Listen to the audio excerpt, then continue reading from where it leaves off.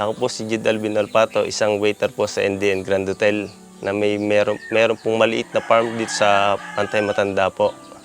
Sir, yung una po, hindi pa po ako naniniwala eh. Sabi ko parang wala lang, parang simpleng trangkaso lang. Ang dami ko na pinagdaan ng sakit eh. Tinawag po sa akin ng City Health, na City Vet po, na meron na daw pong ganun, na kung wala daw po sa aking nangyayari. Umaga pa lang po tumawag. Nung hapon po, 5 na po ang tinamaan agad. Biglang-bigla po. Sobrang stress, sobrang hirap.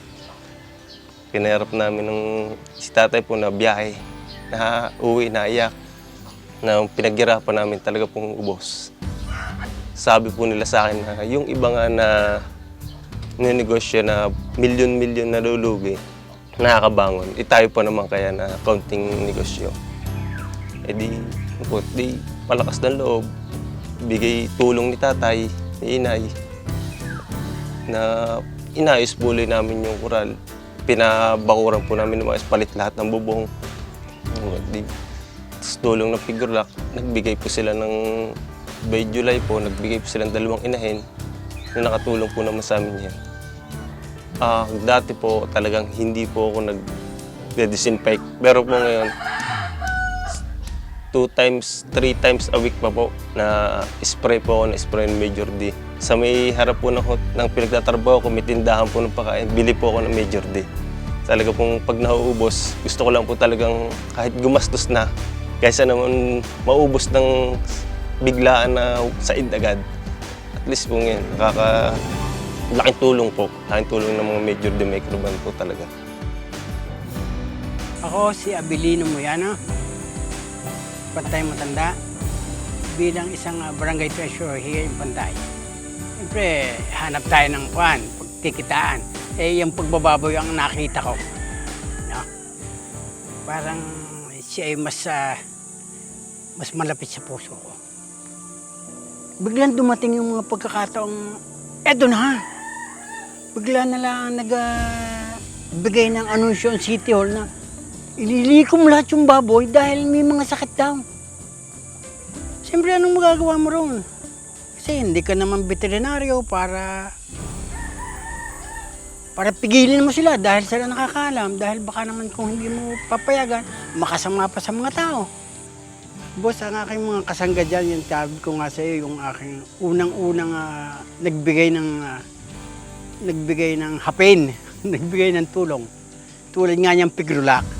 Kaya kasi nawili ako, natuto akong dito na tayo sumama sa Pigurlac. Dahil para aalagaan ka eh. Sa merong kat sa wala, aalagaan ka. Basta magaling ka lang makasama rin sa mga tao. Ako nga pala si Kenneth Oprin, taga Tanawan, Batangas. Nagsimula ng mag-farm sa tulong ng UNACO, Pigurlac. Kaya kami nakapag-start ng farm sa Padre Garcia na hindi naman inaasahan na mula na magpandemya ay tinamaan ng ASF. Nitong last 2 years, then dito kami lumipat sa Tanawan, nagsimula kami na inahin muli na nakabangon sa tulungan ng UNACO para may pundar uli ang panibagong pag-aalaga.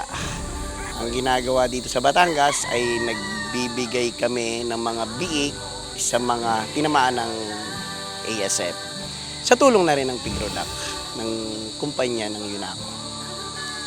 Dito naman sa amin, regular na ang biosecurity namin from gate. Meron kaming ginagamit na microban or Major D from gate. Then dito sa aming gate, papunta sa farm, lahat meron yan. Then araw-araw din kami nag-spray ng mga disinfectant. Mahirap magsimula. Sa tulungan ng Pigurlac, ng UNACO, kami ay natulungang bumangon. Nakapagsimula kami agad ng napakaraming guild na yung iba ay assistance nila sa amin. Then, pinagsimula namin.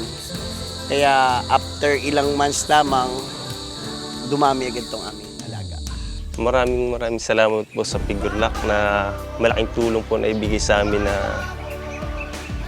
hindi pagpapasingil agad ng utang namin. Dahil sobrang laking utang namin sa Pigurlac po, hindi po agad-agad kami siningil na tinulungan po agad kami na makabangon. Binigyan pa po kami ng 2 inahin para lang talaga makabangon po. Dahil sa inyong pagtulong, okay na sa akin yun. Pero masakit pa rin hanggang sa ngayon. Yun lang. Kaya naman kami, 10 naming pamilya, ay nagpapasalamat sa pamunuan ng UNACO, Pigurlac, dahil sa pag-a-assist nila sa amin sa pag-aalaga ng pagbababuyan. Tinatanaw namin ito ng utang na loob.